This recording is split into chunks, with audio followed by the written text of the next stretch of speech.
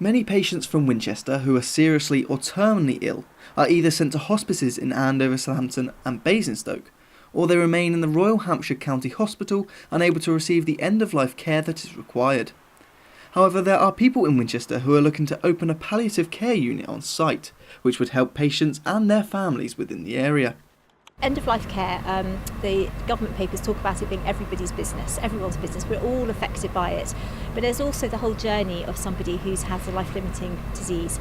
And I think that if anyone has experienced that in their own families, they will recognise how complex it is. And we can provide care for people at home, we can provide nurses and healthcare assistants to come and care for you at home, and also as well as providing inpatient treatment.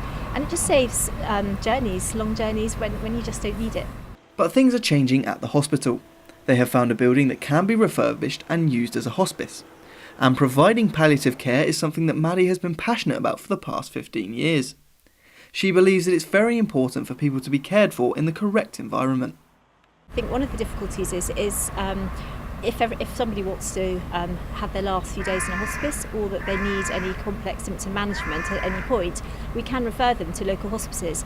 But the reality is the complexities of getting there, waiting lists, and also just not enough beds means that some people choose to die in hospital, and some people are choosing to be cared for at home, but we are not able to put as much community support in as we would like. Paula Stopinski's mum fell ill at this time last year, and it wasn't until her mother needed end-of-life care that Paula says she realised the importance of having a hospice close to home. She came into this hospital and unfortunately it was very noisy and it was very distressing for her, and thankfully she got a better handover. So having a hospice here is vital for local people.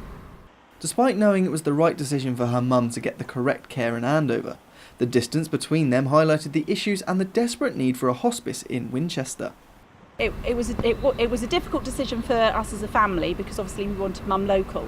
I've got a 9-year-old and the sort of still going to school and trying to get up to visit mum was really, really difficult. But for mum, she just found the hospital too busy and very distressing. So for her, it was the right decision. But for us, it made it awfully difficult, particularly at the end when you're it's 20 sort of miles, you're traipsing up and down the road, and obviously you want to be going there to see her.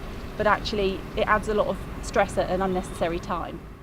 Although her mother was unable to receive care locally, Paula is now fundraising to get people the right care for generations to come. It would have made such a difference to my mum, and I know it would, and it would have made a difference to me because really she wanted to die at home, and we couldn't do that because we didn't have the services. So, the hospice at home care team would have enabled her to have her dying wish, so it would have been vital, and that can make a difference to so many more people. The hospice are 30% of the way through their £2.5 million target, and Maddie is urging people to get involved for what she says is an important cause.